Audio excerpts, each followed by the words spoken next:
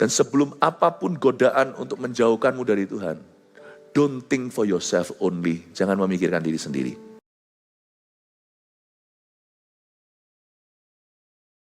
Atas kami dalam hidup ini, kami mau menemukan tujuan-tujuan Allah di dalam aktivitas kami sehari-hari.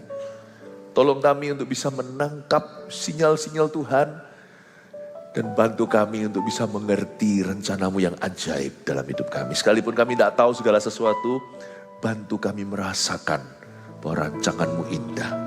Bapa, I love you with all my heart. And I know this church loves you with all their hearts.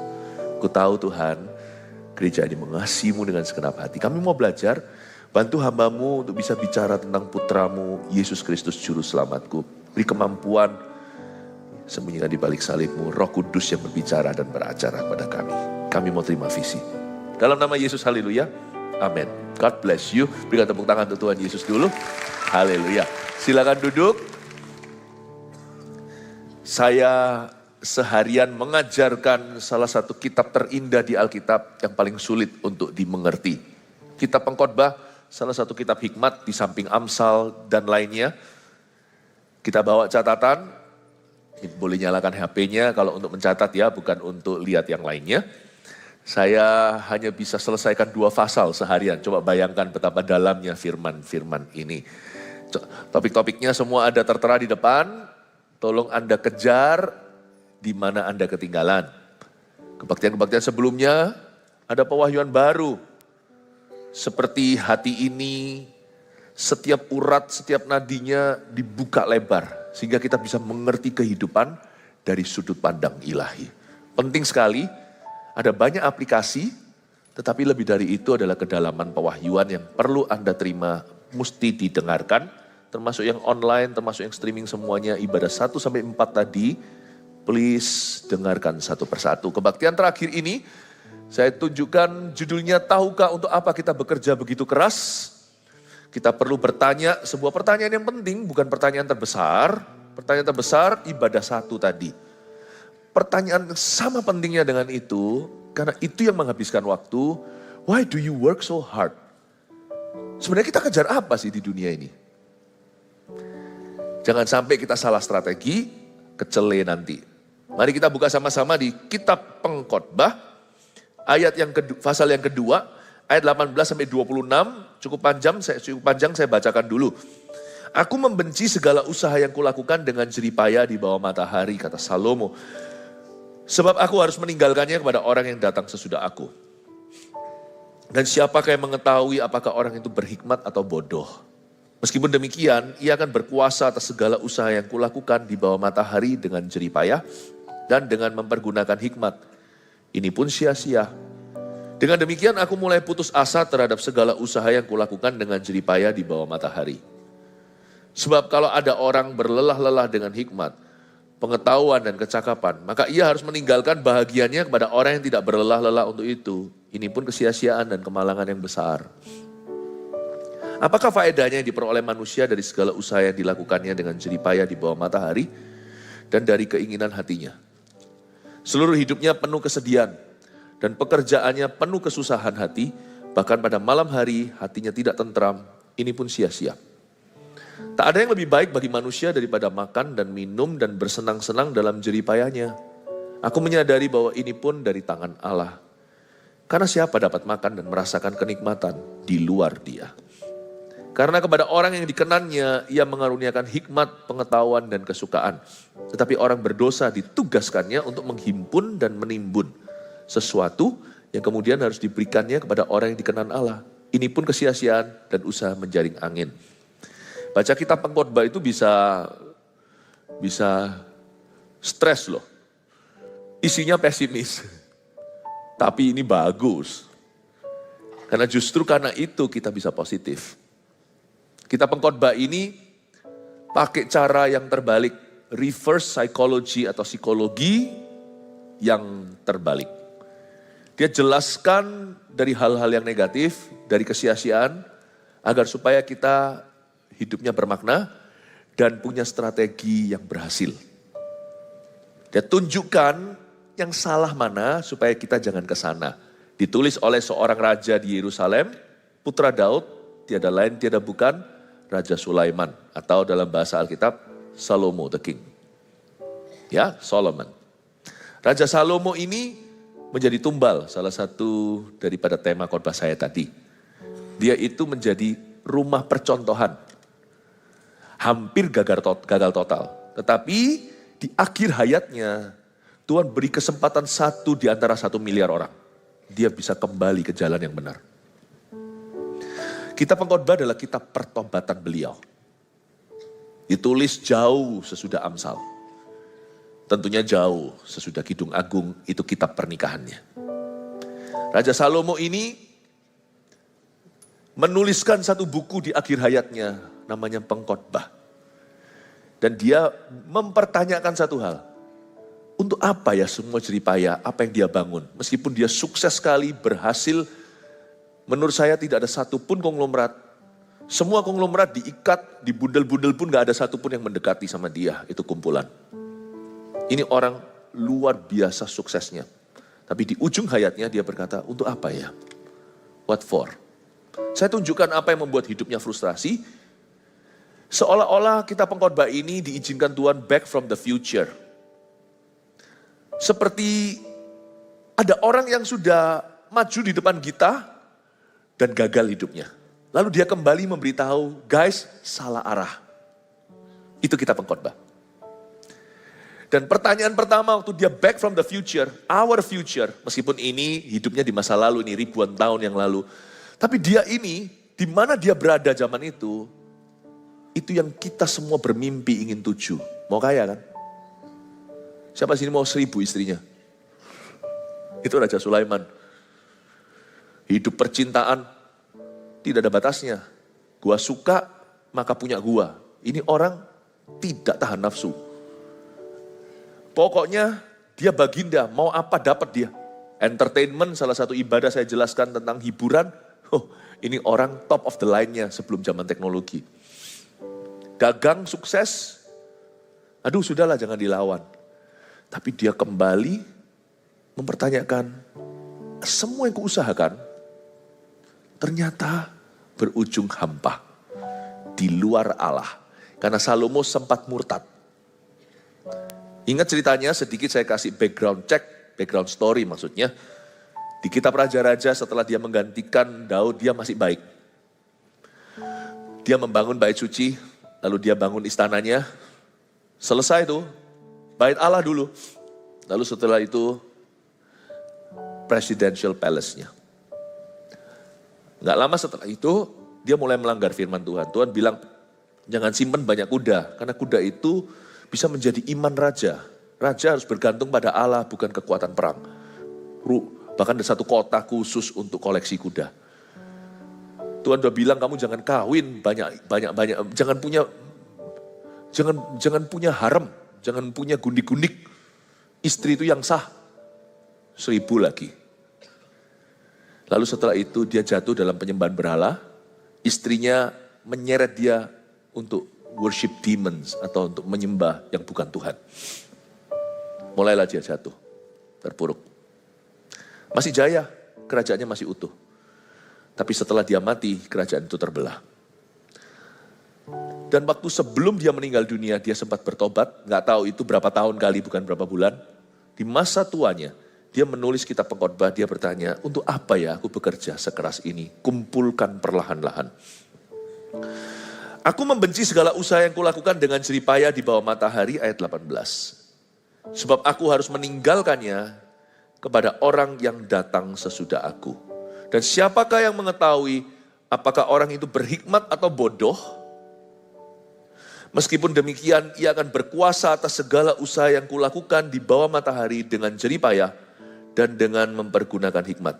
Ini pun sia-sia. Ayat 18-19 sangat janggal. Kok bisa dia nggak tahu suksesornya atau penerusnya?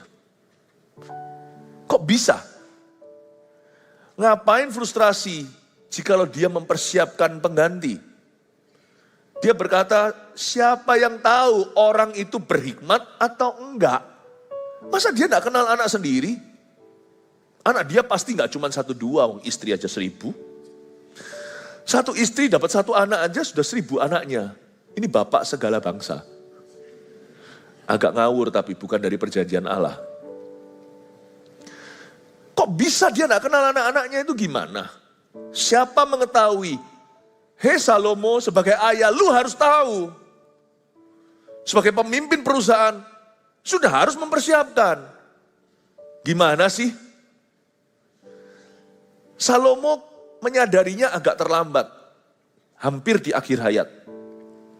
Dia baru menyadari bahwa dia belum mempersiapkan penerus. Itu bahaya loh. Yesus anak Allah aja di awal-awal pelayanannya ketika dia kembali ke Galilea setelah dicobai 40 hari dan tentunya sesudah dibaptis di sungai Yordan. Yesus minggu ke-1 memulai public ministry. What did he do? Apa yang dia lakukan? Dia memilih 12 murid atau 12 rasulnya. Dan dia mendidik mereka. 12 itu pun yang dia persiapkan bukan kegagalan Yesus, tapi pilihan pribadi Yudas Iskariot gugur. Apa yang Yesus lakukan? Strategi Yesus selalu tepat. Dia itu jalan kebenaran. Mau nyontoh itu nyontoh Tuhan. Kepemimpinan, jadi ayah. Jadi ibu, jadi orang tua. Kita harus contoh Tuhan. Jadi gembala, jadi pemimpin rohani. Minggu pertama Yesus langsung siapkan penerus. Salomo nyantai aja, playboy. Makanya gak punya waktu untuk anak-anaknya ngemong atau mengayomi istri 1.000. Sebenarnya istrinya 1 di mata Allah. Kidung Agung itu, gadis Sunem itu. Tadi saya ceritakan nasib mereka, kemungkinan seperti apa. Karena Alkitab tidak mencatat, tapi saya spekulasi, asumsi. Paling-paling nanti dugaan saya tidak jauh, jatuh terlalu jauh daripada realita yang terjadi. Meskipun kita tidak punya bukti. Dengarkan aja ibadah-ibadah sebelumnya. Gadis Sunem itu adalah istri sah. Selingkuhannya 999. Yang dia sebut istri tanda tangan catatan sipil Suguhan itu sampai 700 itu betul-betul tak ada status. Ya gak bisa lah ngurus anak lah. Gak bisa ngurus kerajaan Allah. Dia hidupnya kayak gitu. Makanya dia gak kenal anaknya. When your life is too happy with success, termasuk kalau Anda berhasil dalam kerjaan, jangan happy ya. Itu gak akan garansi apa-apa. Karena Anda bisa kehilangan semua yang Anda tabung dalam waktu sehari kalau penerusmu salah. Belajar dari Yesus, minggu pertama langsung pilih 12 murid. Dia didik secara personally, pribadi.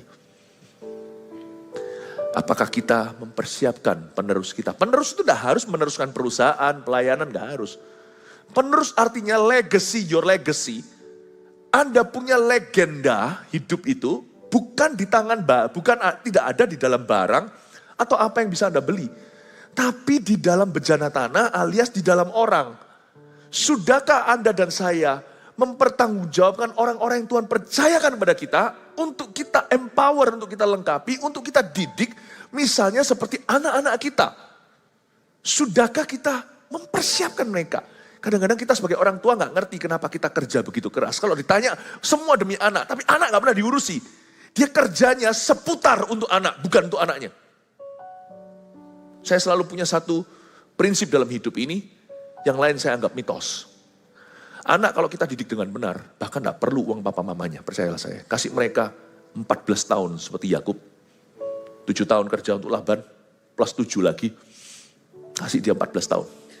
Anak mulai kerja umur 22 juga gak terlambat setelah dia lulus kuliah. 20 tahun lagi dia masih umur 40, life begins at 40. Anakmu gak perlu uangmu. Kalau Anda didik dengan benar, kalau Anda taruh, kalau Anda investasikan hidup kepadanya, didik dia dalam takut akan Allah, bahkan tidak perlu your money, mereka bisa cari sendiri. Umur 40, mereka bisa jadi orang yang sangat berhasil, orang kaya baru. Tapi tidak punya mentalitas OKB. Jadi banyak orang itu kerja mati-matian, terus terang saya beritahu. Katanya untuk anak, tapi anak tidak pernah diurusi, anak tidak pernah dididik. Katanya semua untuk anak. Belajar dari Salomo, salah strategi dia. Ujung-ujung gigi jari, dia frustrasi. Siapa tahu katanya, siapa yang mengetahui Anakku itu bodoh atau berhikmat? Siapa yang tahu? Ini pertanyaan gak harus ditanyakan kalau orang itu punya persiapan. Salomo, kamu profesional dalam segala hal, kecuali hal yang terpenting. Lucu gak? Semua profesional kecuali the most important thing. Yesus berkata gini, ini level 2. Level pertama adalah sorga. Buat apa kau memperoleh seluruh dunia tetapi nyawamu masuk neraka? Markus kan berkata gitu, buat apa kau memperoleh seluruh bumi tapi kehilangan nyawa? Level 2-nya di sini, buat apa hidupmu sukses setengah mati? Anakmu gak tahu di mana. Lucu ya. Salomo berkata ayat 19, dan siapakah yang mengetahui apakah orang ini berhikmat atau bodoh? Lu harus tahu. Hai Salomo, kamu harusnya tahu. Jangan kamu cuci tangan begitu. Seolah-olah jadi korban. You see what you sow, you reap. What you don't sow, you don't reap. Apa yang kau tabur, kau tuai. Yang kau tidak tabur, ya enggak kau tuai. Ini ayat 19 keluar dari mulut seseorang yang telah lalai. Dan tidak menuai. Akibat dia memang tidak menabur di dalam diri putranya. Wong anak ada 1000. Saya enggak ada catatannya berapa. Tapi kalau istrinya masak 1-2 mandul. Kalau zaman dulu itu kan, oh McDonald had a farm. Iya yo. Zaman dulu itu orang kalau punya anak itu bisa sampai belasan. Gak usah jauh-jauh. Mak engkong kita aja begitu. Anak 7, anak 8. Anak dia itu berapa ribu. Itu anak yang sah, yang gak sah. Wih, kok bisa kamu gak tahu peternakan anakmu gitu. Kok bisa dari semua itu, kau pilih Rehabeam itu bahasa Jawa Tengah kepiye my friend. Why Rehabeam? What did you see in him? Kamu lihat apa di dalam diri Rehabeam itu? Coba kalian baca, Anda baca coba Bapak Ibu Saudara nanti ya kalau pulang ke rumah. Rehabeam itu suka dugem sama teman-temannya, gak ditulisnya clubbing sih. Cuman waktu dia cari nasihat ketika dia akhirnya menggantikan papa jadi raja.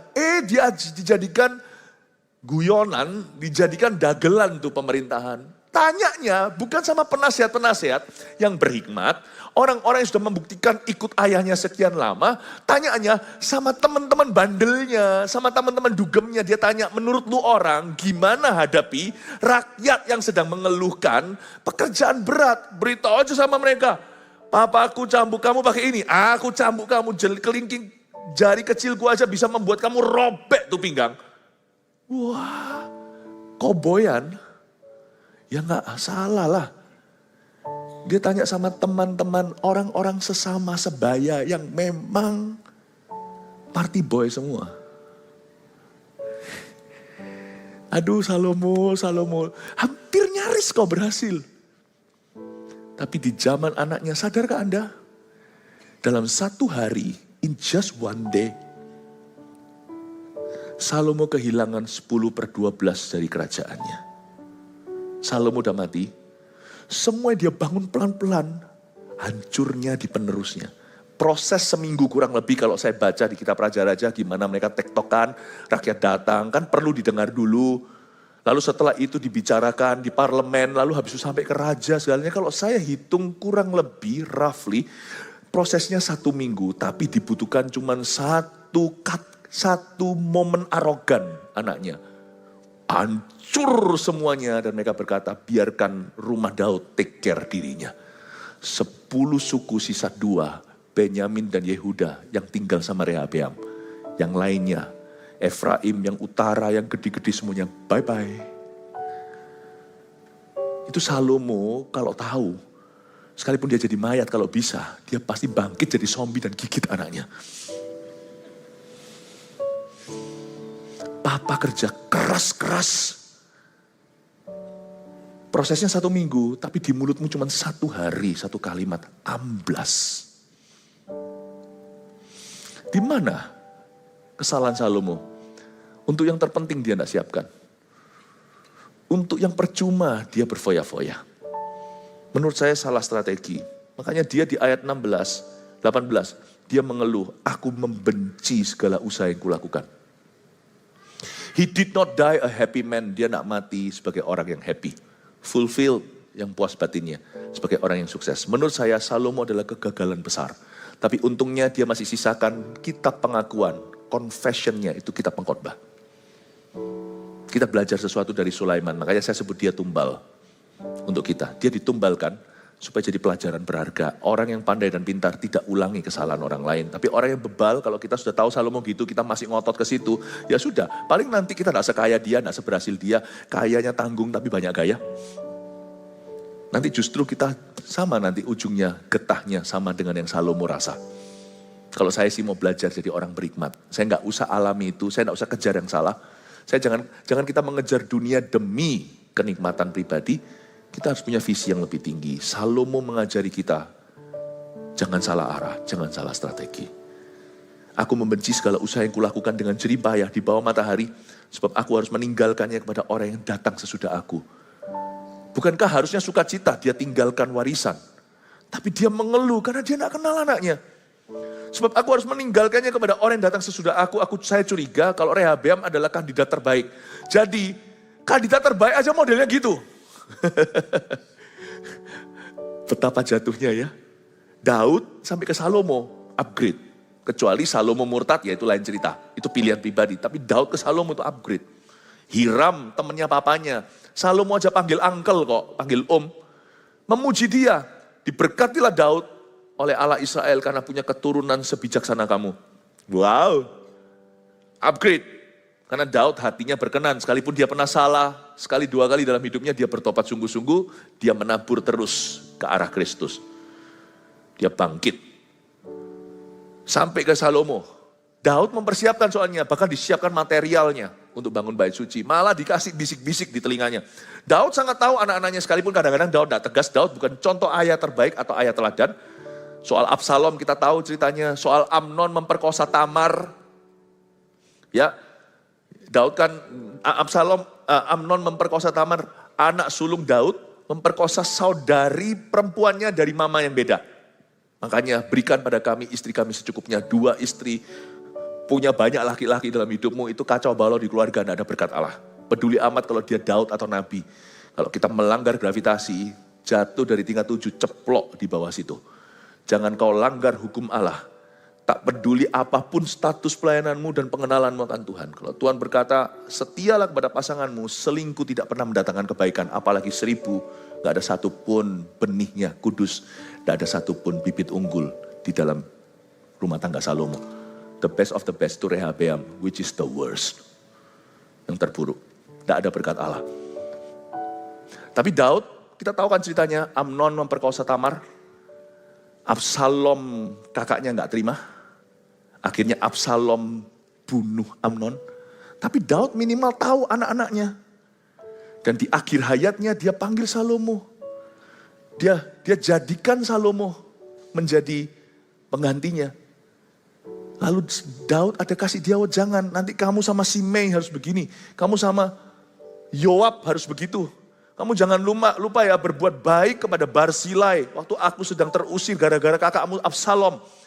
Dia itu yang temui aku di pinggir jurang. Dan memberi aku penghiburan. Dan bahkan kasih aku dukungan, kasih aku roti, kasih aku makan. Pengikut-pengikut waktu itu para jenderal. Dikasih minum sehingga tidak kehausan. Kamu jangan lupa dia. Daud itu paling tidak ya. Kita harus kasih dia satu kredit. Kita harus memuji dia. Dia itu berusaha memperbaiki kesalahannya. Dulu dia cuek sebagai papa. Pada akhir-akhir hayatnya dia sungguh-sungguh mencurahkan segala sesuatu yang dia tahu kepada Salomo yang akan mewarisi tahtanya. Salomo do nothing. Tidak lakukan apa-apa. Salomo itu dia bekerja begitu keras, tapi dia tidak mempersiapkan keturunannya.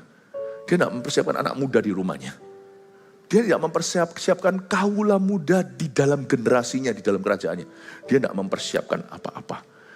Ini juga lah kesalahan yang dilakukan oleh gereja-gereja di Korea. Tapi ini kesalahan bukan Korea Indonesia. Di setiap rumah, khususnya di rumah orang-orang yang sukses karirnya, biasanya anak-anaknya kecolongan. Karena itu jangan minder kalau kita merasa kita bukan orang kaya. Justru kita tahu aset kita satu-satunya ya anak-anak kita. Justru kalau orang itu kaya, punya segalanya itu biasanya lupa. Karena dia merasa duit udah cukup. Dan bahkan dia merasa bahwa uang itu juga untuk anaknya. Tapi dia tidak sama sekali pernah mempersiapkan keturunannya.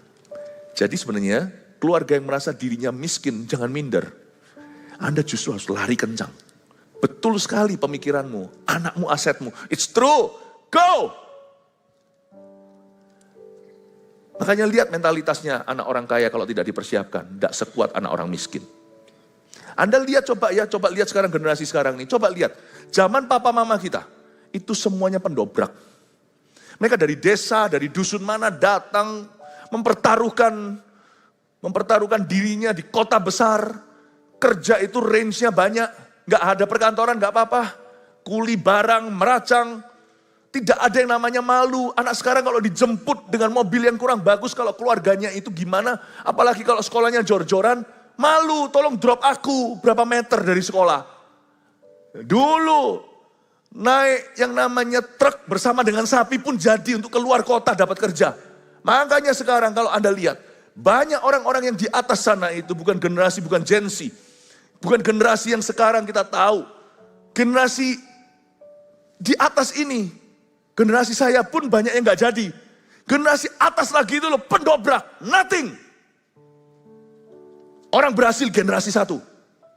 Kalau Anda lihat, ini dari situ, humble beginning semuanya. Ada dari kampung nelayan, ada dari kampung mana. Gak semua jadi konglomerat. Tapi semua jadi orang-orang yang punya pekerjaan. Orang-orang yang punya pegangan dalam hidup ini. Kalau Anda lihat, jangan kau minder. Allah masih terus melakukan kasus pertama dalam keluarga-keluarga. Dan mengangkat anakmu. Jikalau Anda merasa keluargamu biasa. Warning untuk orang-orang yang merasa punya segala-galanya. Anakmu akan jadi stroberi. Hacing, kepencet langsung mencrot. Dikit-dikit akan healing. Dikit-sedikit dibilang orang, healing dulu. Healing terus, healing keliling. 7 keliling tidak pernah menghasilkan apa-apa. Be careful, karena itu tidak perlu orang yang merasa miskin harta minder dari mereka yang kaya. Yang kaya juga tidak boleh sombong. Pakai mentalitas miskinmu. Beritahu sama anakmu. Papamu yang kaya. Kamu miskin tahu. Itu uangku. Begitu. Kalau Anda mau menciptakan generasi orang kaya lama seterusnya. Anda harus kasih mentalitas baru. Penerus itu harus kau sengaja. Karena itu orang kaya, orang miskin bagi Tuhan sama saja.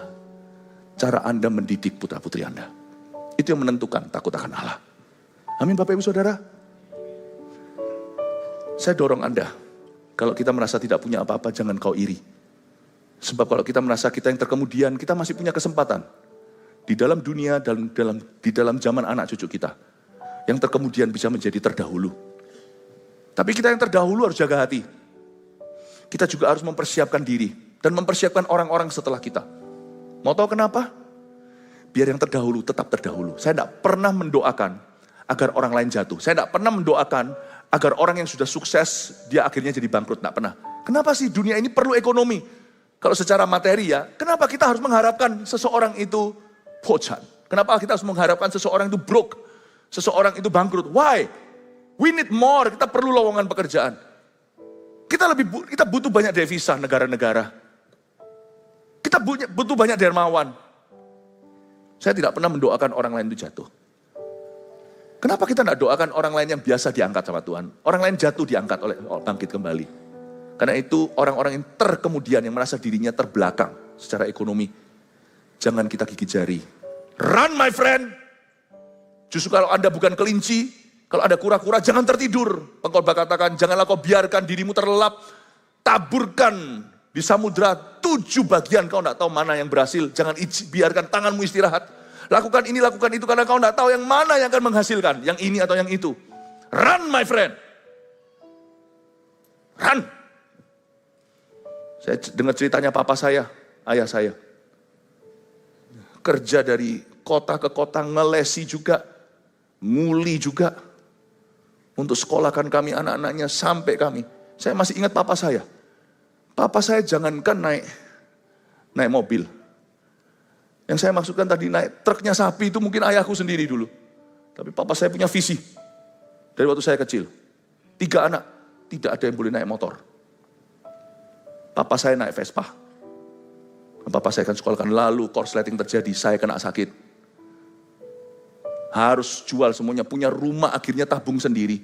Dijual ngontrak lagi. Punya mobil Kingswood dulu, kebanggaan.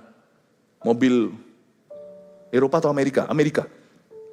Dijual, beli Vespa, kami berempat, adik terlalu kecil di rumah. Nah, sandal saya jatuh. Bapak saya punya visi, no, anakku akan sekolah semua di luar negeri. Anakku tidak akan ada yang naik motor, bapak saya sendiri naik motor. Karena mungkin dia tahu, papa saya tahu kalau saya naik motor mungkin saya ugal-ugalan. Udah bisa baca nih putranya. Semua. Bukan berarti yang naik motor salah. Orang bisa mulai biasa punya visi tinggi. Anda akan beda akhirnya. Tapi daripada orang yang berkata aku punya segalanya kok, jatuh malahan. Kita melihat bukan OKB, OMB, orang miskin baru akan tercipta, generasi-generasi berikutnya dari keluarga kaya yang lama. Saya mau bicara tentang materi dulu, bahwa tidak ada alasan untuk kita sombong, tidak ada alasan untuk kita minder. Saya ceritain tentang Salomo, dalam satu hari, dia kehilangan 10/12 dari kerajaannya. Di tangan siapa? Di tangan Rehabeam yang silly, the foolish Rehoboam. Rehoboam yang bodoh sekali. Dalam satu hari, setengah kerajaan, hilang di meja judi. Satu hari. Prosesnya 1 minggu, cuma 1 kalimat arogan. Habislah setengah. Waktu saya baca tentang Salomo, he may have been, pernah suatu hari dia the greatest king. Waktu dia mati, his kingdom became small. Bapak ibu saudara, makanya di dalam pengkhotbah dikatakan, akhir sesuatu itu lebih baik daripada permulaannya. Saya mau dorong setiap kita di sini yang punya segala-galanya, atau minimal yang merasa punya segala-galanya, please, jangan lengah. Kalau Anda adalah market leader, toko Anda di luar sana itu paling rame, jangan lengah, terus berbenah. Tidak ada leader forever kalau Anda tertidur pulas. Tapi kalau Anda merasa terbelakang, kenapa meratapi? Meratapi tidak menambah sehasta sama dengan kekhawatiran. Kalau Anda merasa Anda berada di belakang, miliki mentalitas Yosua. Aku masih punya tanah Kanaanku. Tuhan, aku persembahkan hidupku. Aku tidak punya banyak 5 roti 2 ikan. Tapi sejujur-jujurnya aku taruh semua di tangan integritas Allah. Use me and use my family. Let's see how you end up. Dengan visi demikian. Amin Bapak Ibu Saudara. Tadi ibadah sebelumnya saya ada jelaskan. Sekolah luar negeri, dalam negeri 11-12. Semua tergantung pengemudinya. Semua tergantung anak mudanya. Ya, amin. Boleh saya terus? Tahukah untuk apa kita bekerja begitu keras?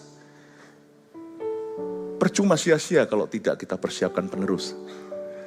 Dan tentunya yang salah itu bukan Salomo tidak bisa mendidik anaknya. Salomo kehilangan visi kerajaan sorga.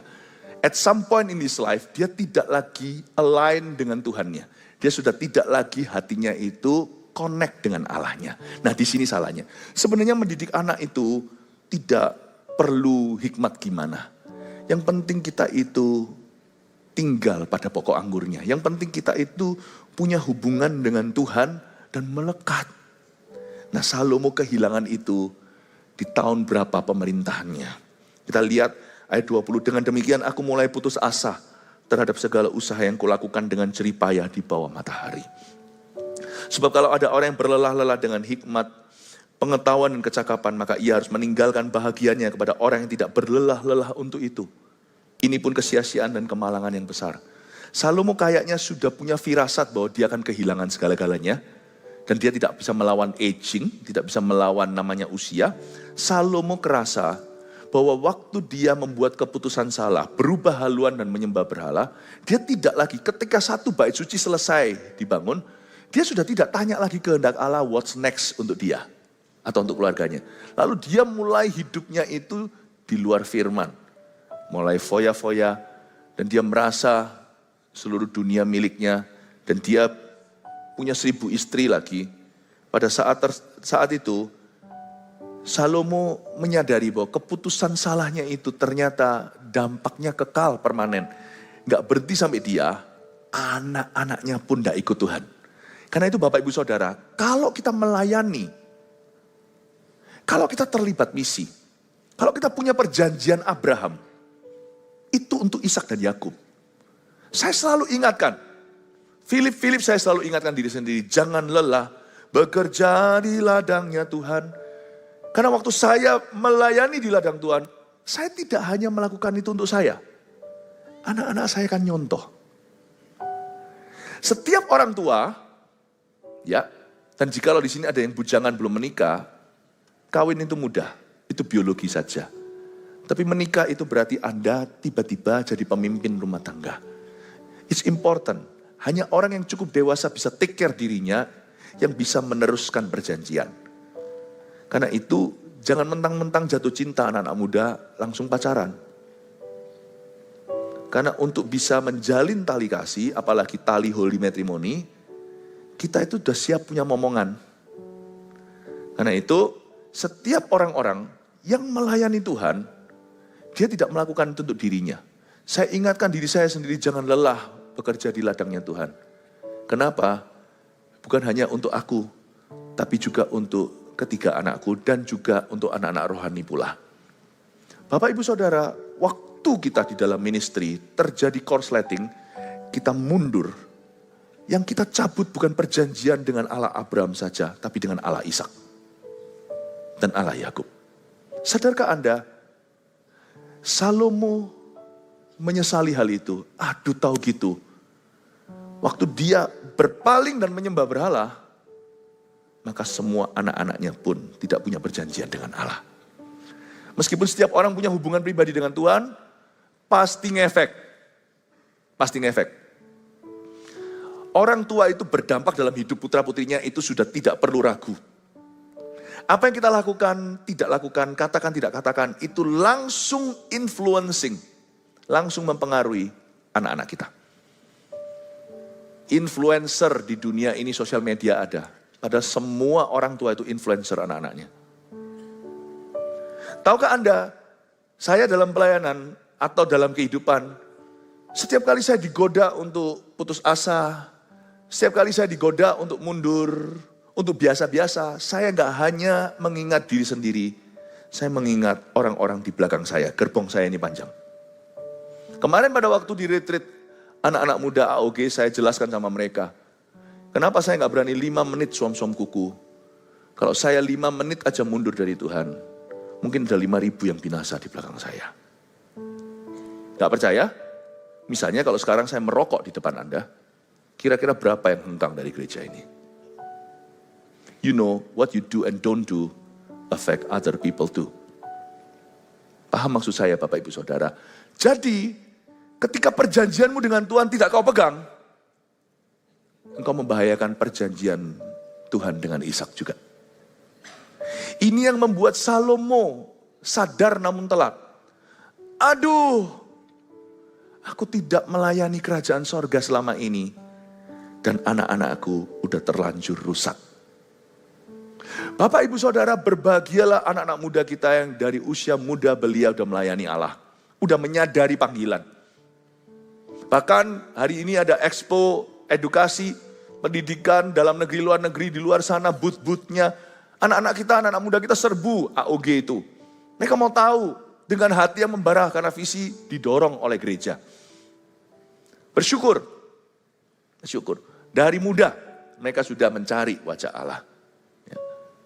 Bapak Ibu Saudara, setiap kali kita itu melayani Tuhan, ingatlah kita lakukan ini juga untuk orang-orang yang mengikuti kita. Dan Salomo hari itu dia kehilangan pegangannya.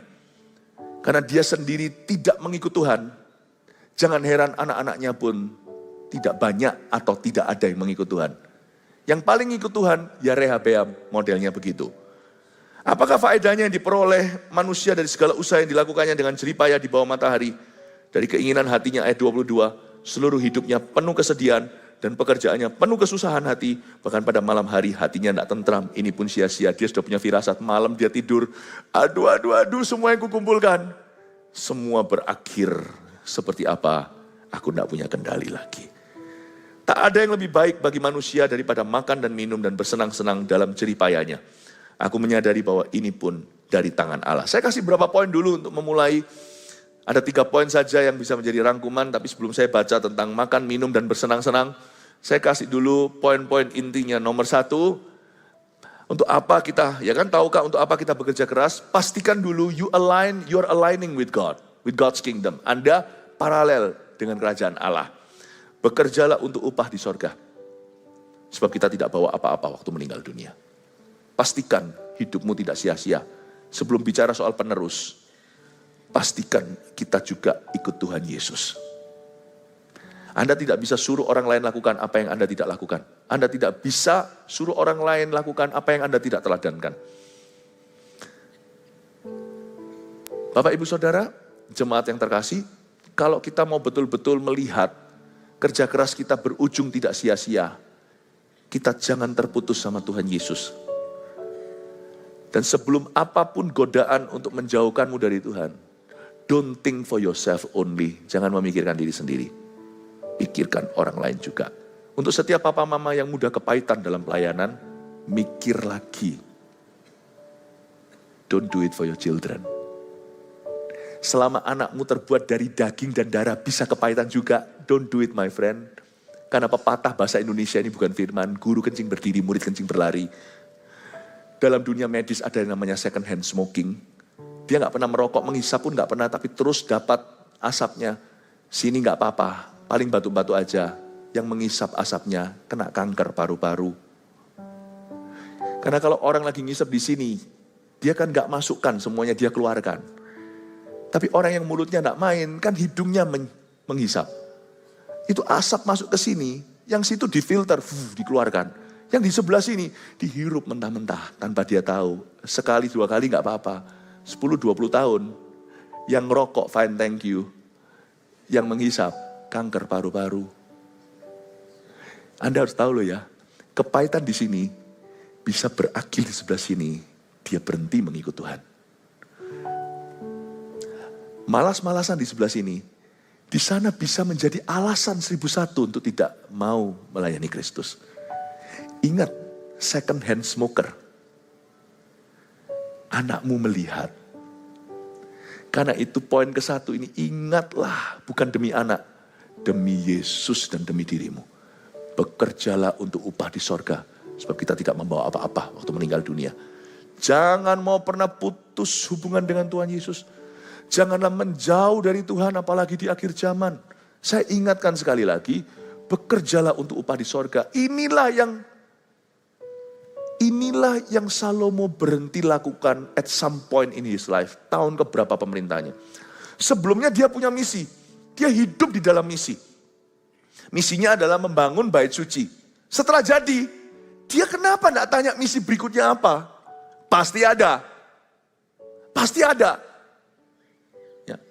Kalau dia mau serius dengan Tuhan, enggak akan berhenti sampai pentahbisan bait Allah. Pasti dia lakukan sesuatu. Buktinya nanti ketika murtad raja-raja, kita kan tahu ceritanya setelah kerajaan Israel membelah jadi 2. Terbelah ini bukan multiplikasi tapi perpecahan. 10 suku ikut Israel utara, 2 suku ikut Yehuda. Kalau Anda lihat suku yang utara, bobrok semua, gak ada satupun raja yang benar. Termasuk Ahab di sebelah sana. Raja Ahab itu loh Isabel. Tapi yang di sebelah Yehuda, yang sebelah selatan, masih ada raja baik. Kalau Anda baca raja baik, masih ada PR-PR yang tidak dilakukan Salomo, yang dilakukan oleh mereka seperti Yosia. Dia mengadakan pembaruan.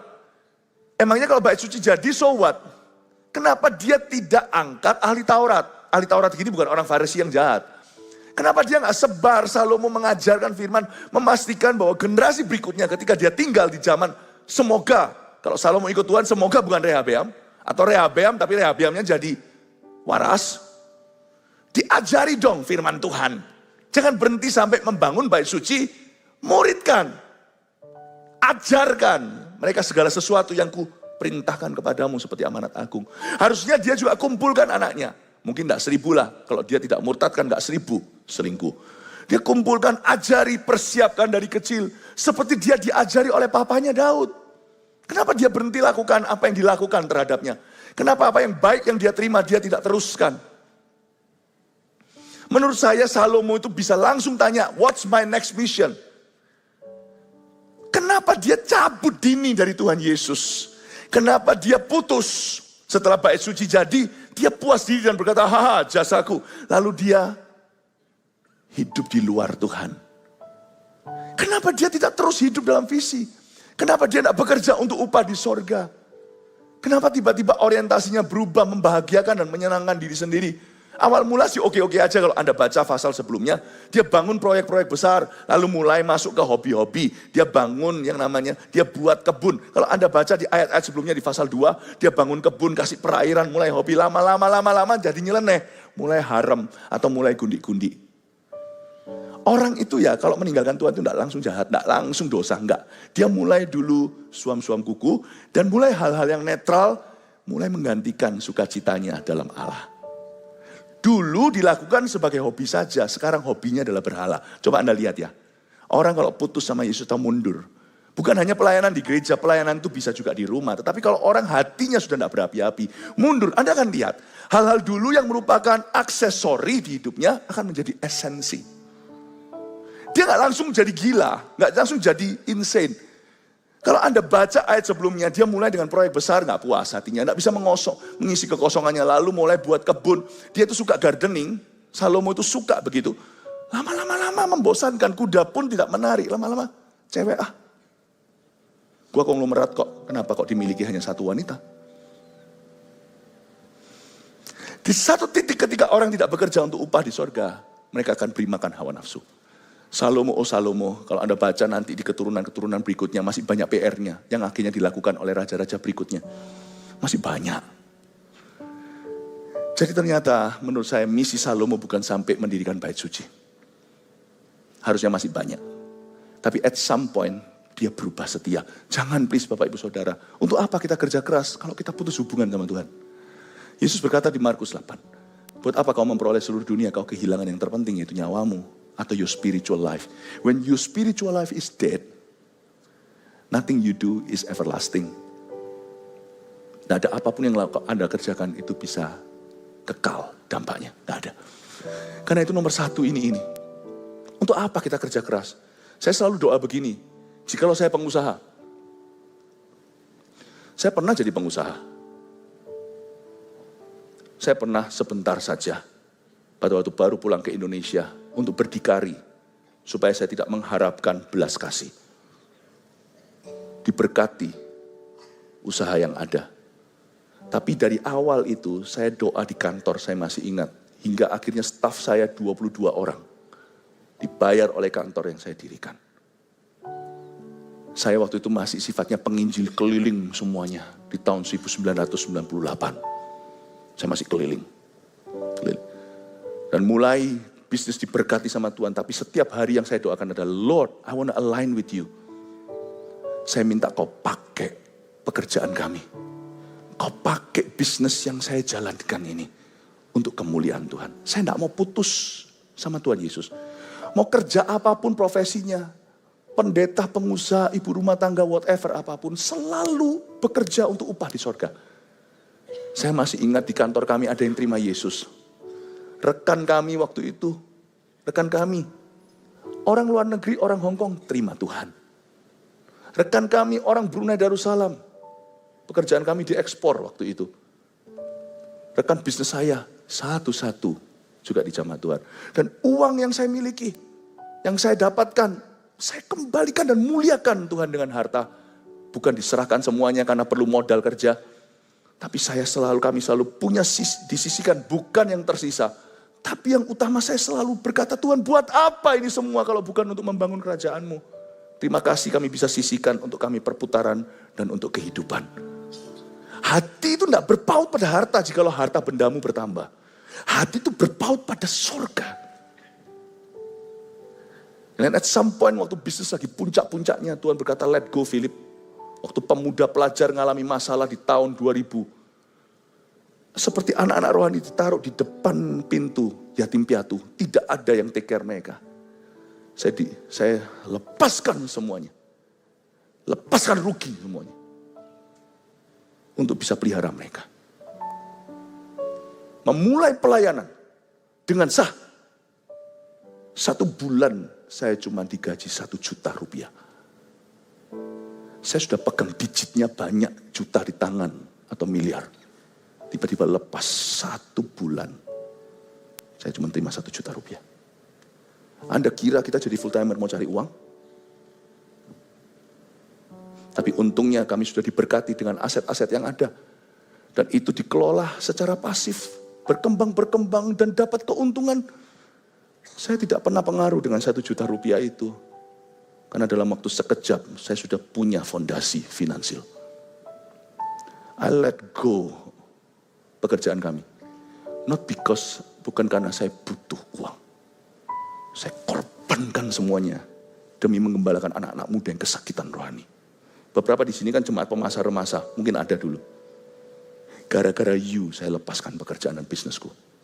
Yang sedang puncak-puncaknya, nembus tembok itu grafiknya. Udah jangan liatin saya begitu. Bekerjalah untuk upah di sorga. Tidak semua jadi full timer, tapi full heart. Coba katakan kanan kirinya, ayo kita full heart. Amin Bapak Ibu Saudara. 2, ini yang penting ini. 2, persiapkanlah penerus kita. Sebab jeripayah hidup kita bergantung padanya. Karena Salomo tidak mengerjakan bagiannya, you know what happened?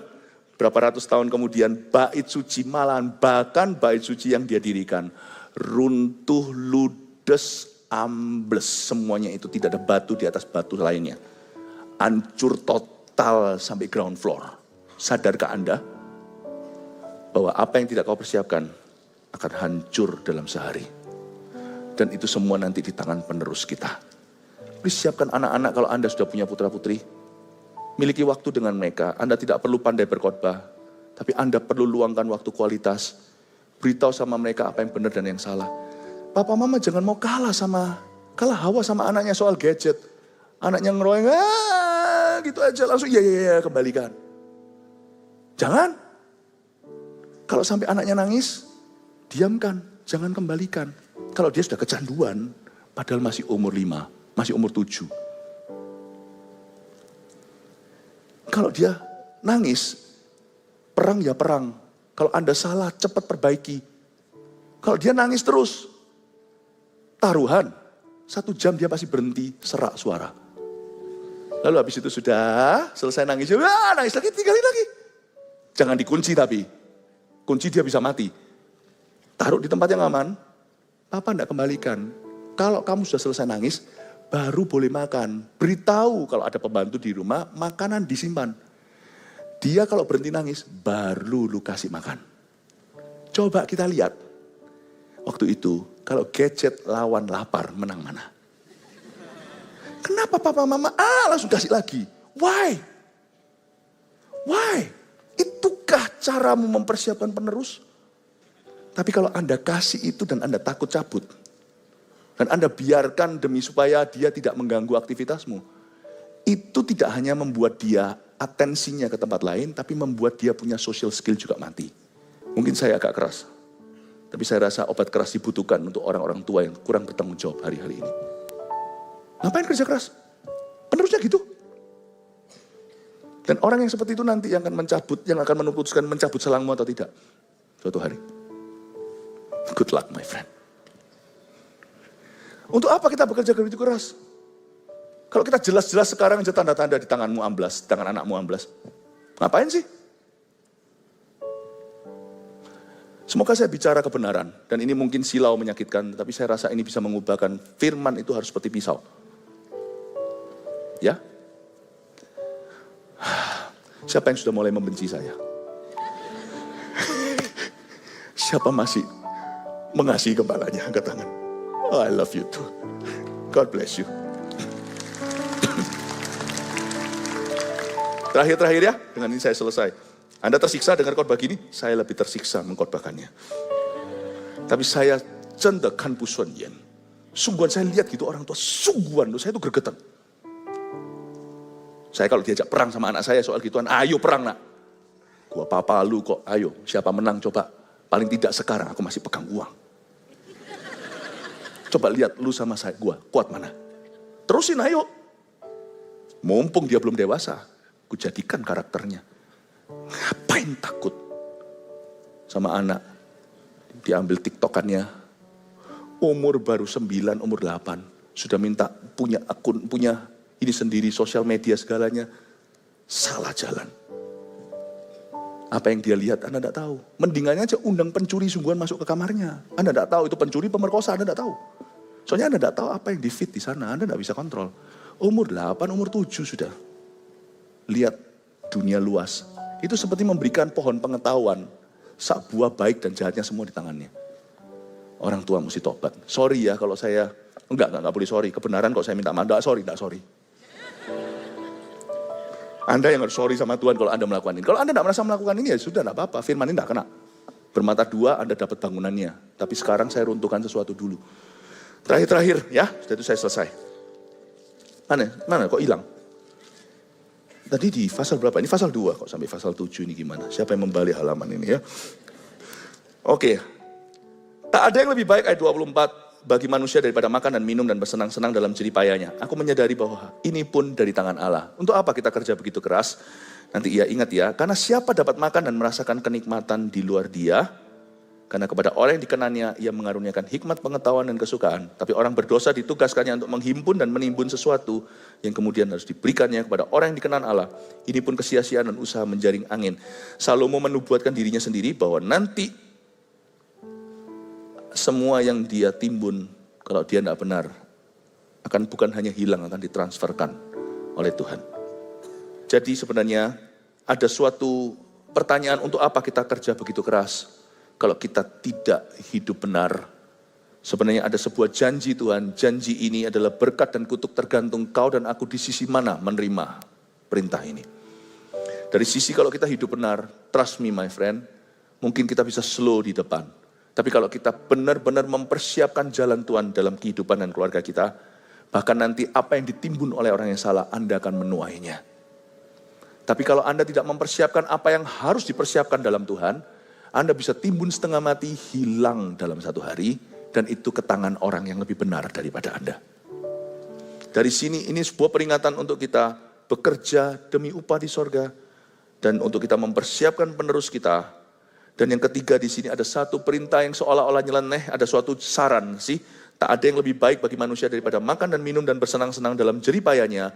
Poin ketiga, tulis ini, untuk apa kita bekerja begitu keras? Jangan pelit jadi orang, tidak semua benih untuk diberi. Anda juga harus belajar menikmati kehidupan sehari demi sehari. Jangan demi ambisi, engkau kencangi hal-hal yang tidak perlu engkau tahan. Bukan berarti foya-foya, bukan berarti kita itu spendi. Tetapi kita juga harus belajar untuk menikmati berkat Tuhan, karena kita tidak disuruh Tuhan menimbun tanpa tujuan. Perlakukanlah setiap hari sebagai karunia. Dan nikmatilah hidup tanpa harus berdosa. Saya tambahkan nikmati hidup tanpa harus berdosa karena ayat 25, karena siapa dapat makan dan merasakan kenikmatan di luar dia. Sekilas Salomo seperti suruh kita berfoya-foya. Nggak ada yang lebih baik daripada makan, minum, dan bersenang-senang. Padahal enggak, di ayat 25 disclaimer-nya. Karena siapa sih yang dapat makan dan merasakan kenikmatan di luar dia? Nikmati hidup. Jangan kerja keras saja. Bagi orang yang suka malas, maka jangan pikirkan kenikmatan. Kerja dulu. Nggak kerja, kata Tesalonika, jangan makan. Tapi ada tipe orang yang lain, yang kerja-kerja melulu, tapi pelitnya setengah mati terhadap keluarganya. Untuk orang yang seperti itu, karena mengejar mimpi, aku mau nimbun sebanyak-banyaknya, lalu pensiun dini, jangan-jangan seperti orang kaya dalam ilustrasi Tuhan. Hai orang kaya, hai kamu yang bodoh, malam ini kamu mati, kemanain itu timbunanmu? Mau dipakai siapa nanti kalau bukan diambil oleh staf-stafmu? Ada orang yang pelit sekali dalam dirinya, harus bertanya, untuk apa ya saya kerja keras? Untuk masa depan.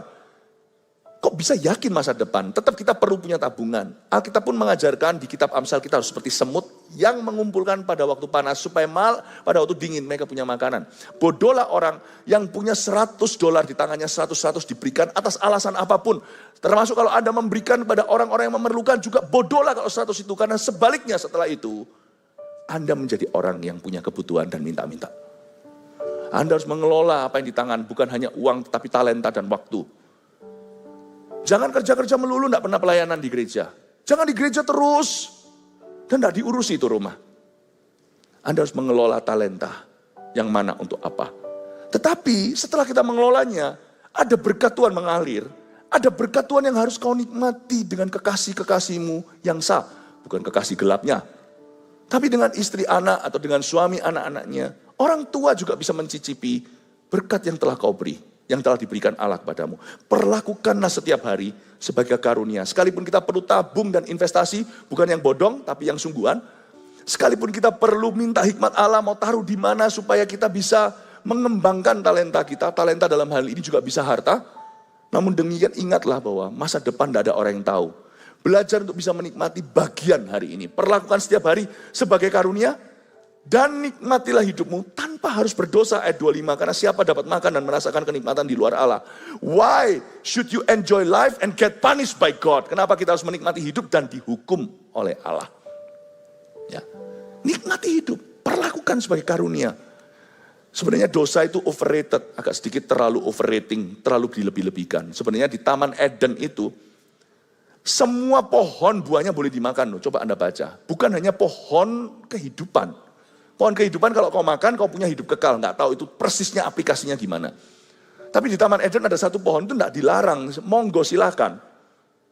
Tapi nggak tahu gimana mereka itu pengku mempeng aja maunya makan dari pohon terlarang. Pohon pengetahuan yang bau buruk dan jahat. Yang baik dan jahat. Kenapa maunya itu?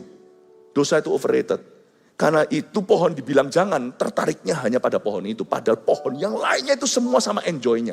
Tahukah Anda, it's so enjoyable. Anda bisa makan dari mana aja. Kenapa sih harus obsesi makan dari pohon terlarang itu?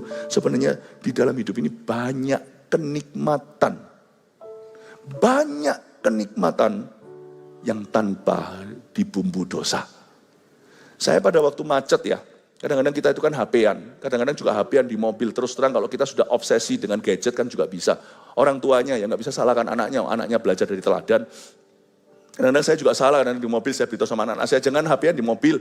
Tapi nanti saya sendiri HP-an saya diingatkan oleh anak-anak saya, puji Tuhan, bumerang. Tapi kadang-kadang ya, misalnya kalau lagi macet nih di mana gitu ya, saya itu mikir kenapa ya kok kita itu kalau ketinggalan HP-nya itu kita gerah. Padahal itu banyak pemandangan indah loh. Kalau lagi macet itu bisa lihat rumah penduduk, bisa lihat di jalanan. Bisa. Zaman dulu, waktu TV masih ada TVRI, hitam putih pun entertainment loh. Kita ini sekarang dosisnya naik. Kalau enggak yang cepat lewat-lewat gitu. Padahal kalau kita kadang-kadang lihat, saya kadang-kadang bisa bayangkan, iya ya nikmat saya taruh HP-nya, saya lihat di kaca, di jendela. Kalau saya tinggal di rumah itu kira-kira saya main kelereng enggak ya? Why not sih? A lot of things you may enjoy loh di hidup ini. Enggak harus dosa, enggak harus nafsu, enggak harus sensual. Orang yang mau bebas rokok misalnya, enggak usah mikirnya ke rokok terus. Ada banyak hal juga sama nikmat sekalipun sakau mungkin berapa hari. Kenapa Anda tidak bisa mikirkan ada banyak hal yang dihalangi karena aku seorang perokok. Itu hal-hal yang sama nikmat. Cuman aku belum ke sana. Why not be open to other enjoyment? Kenapa mikirnya orang-orang yang dalam pornografi, kenapa mikirnya porno melulu? Ada banyak hal itu yang enak. Misalnya sport, hobi tertentu, itu fine, thank you.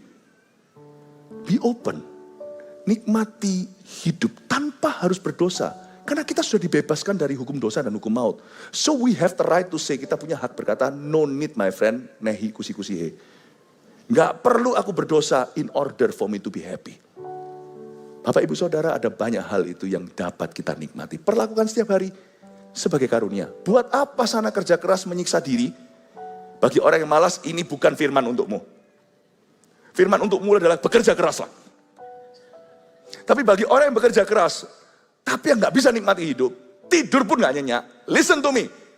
Buat apa sana kerja keras? Kalau tidak bisa merasakan karunia Tuhan tiap hari. Dan bisa menikmati. What for? Dan Anda bisa menikmati banyak hal dalam Tuhan. Tanpa harus embel-embel dosa. May God bless you. Semoga Anda punya perspektif yang benar. Semoga gereja ini seimbang dalam kehidupan. Mari kita semua bangkit berdiri. Thank you. Hari ini Engkau telah mengajari dan mewahyukan bagaimana hidup kami, ya Tuhan, bisa menemukan tujuan. Thank you Tuhan, you have spoken wisdom to our hearts. Engkau telah berbicara hikmat-Mu di dalam hati kami. Kami pulang membawa hati yang bijaksana. Kami tahu bahwa kami diberkati. Thank you Tuhan, kami mencukupkan diri. Thank you for everything. Kembangkan apa yang di tangan kami dan di tangan jemaat. Menjadi talenta yang terus bertumbuh dan bertambah. Jemaat yang terkasih, mengangkat tanganmu, terimalah berkat dari Allah Bapa yang selalu generous dan murah hati. Terimalah berkat kasih karunia dari Tuhan Yesus yang tidak pernah kurang-kurang rahmat, yang selalu baru setiap pagi. Bawalah pengurapan dari Roh Kudus yang memampukanmu dalam dunia kerja dan di rumah tanggamu. Dia yang akan memberimu ability untuk bisa berhasil karena pertolongannya. Pulanglah membawa damai sejahtera, keyakinan iman. Dalam nama Yesus, amin. Love you so much.